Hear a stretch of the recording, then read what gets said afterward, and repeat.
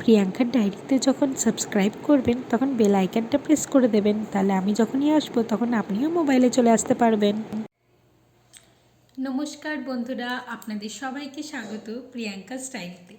এর আগের দিন আমরা আলোচনা করেছি যে কীরকমভাবে বাচ্চাদের শীতের সময় যে সর্দি কাশি হয়, সেই সর্দি কাশি থেকে আপনারা কিভাবে বাচ্চাদেরকে সুস্থ করবেন বা কিভাবে বা কোন কোন দিকগুলো আপনারা খেয়াল রাখবেন সেগুলো আমরা আলোচনা করেছি। আপনারা সেই ভিডিওটা গিয়ে দেখে নিতে পারেন।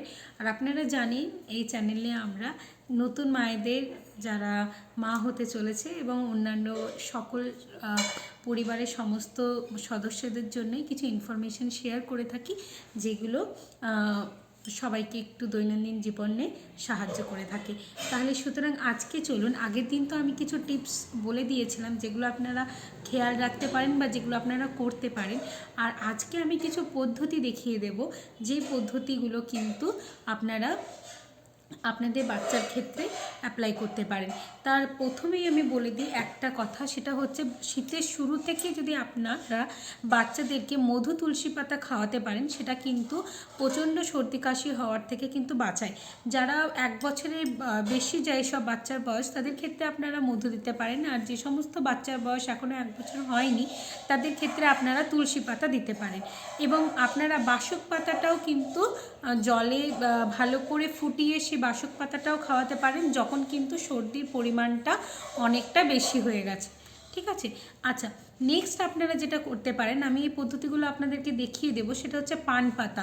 পান পাতা কিন্তু সর্দি কাশির জন্য ভীষণই রকম উপকারী।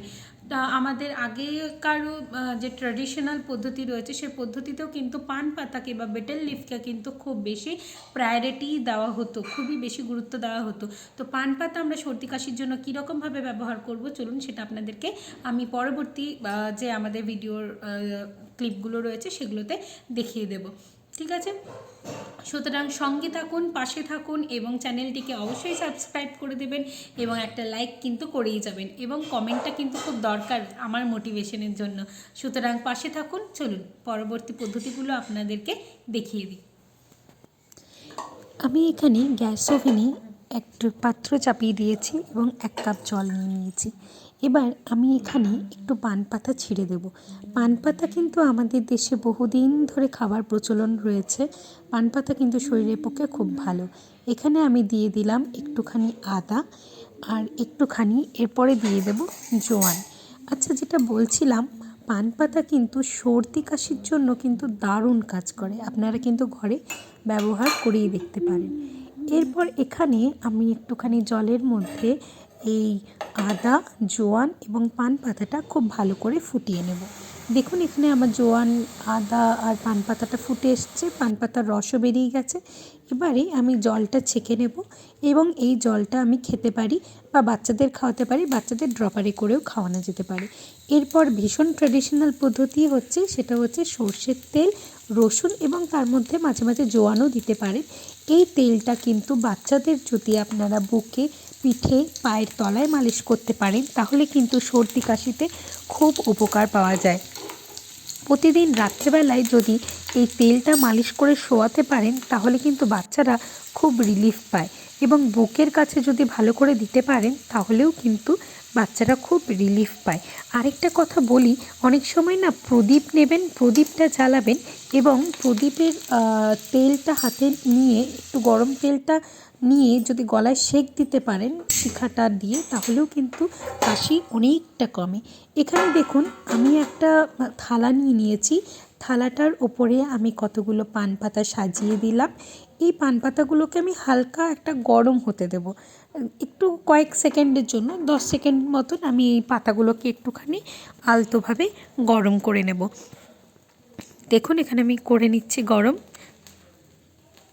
এরপর এই পাতাগুলো যখন গরম হয়ে যাবে, তখন পাতাগুলোকে তুলে ছোট ছোট টুকরো করে নেব এবং এই সামনে রাখা হামল দিস্তাটিতে দেখুন আমি পাতাগুলোকে ছিঁড়ে আস্তে আস্তে এবার এই পাতাগুলো থেকে রস বার করে দেব।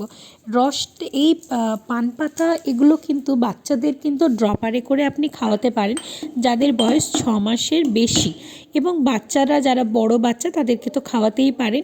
এর সাথে একটুখানি ব্রেস্ট মিল্কও মেলাতে পারেন বা একটু গরম জল মিশিয়েও কিন্তু খাওয়াতে পারেন। এটা কিন্তু ভীষণ ভীষণ রকমেরই উপকারী। মনে রাখবেন এই টোটকাগুলো কিন্তু সবই হচ্ছে সর্দি কাশি শুরুর সময়। অতিরিক্ত বাড়াবাড়ি হয়ে গেলে কিন্তু অবশ্যই ডাক্তারের পরামর্শ নিয়ে থাকবেন। এরপরে আরেকটা পদ্ধতি দেখিয়ে দিই, সেটা হচ্ছে জোয়ান।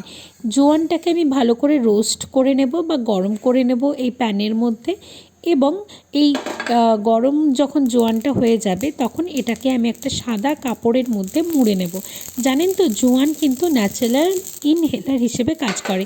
এটা একটা ন্যাচারাল ইনহেলার, তাই বাচ্চারা কিন্তু খুব রিলিফ পায় সর্দির সময়। তাদের যখন নাক বন্ধ থাকে বা ব্লক থাকে বা কনজেশন যেটাই বলবেন, তাতে কিন্তু বাচ্চারা খুব রিলিফ পায়। তাই এই রকম একটা জোয়ানের পোটলি তাদের নাকের পাশে ধরলে বা বালিশের তলায় রেখে দিলে কিন্তু বাচ্চারা খুব রিলিফ পাবে। তো আমি এখানে আপনাদের কয়েকটা পদ্ধতি বলে দিলাম। আশা করি আপনাদের এই পদ্ধতিগুলো ভালো লাগবে এবং বাচ্চার উপকার হয়।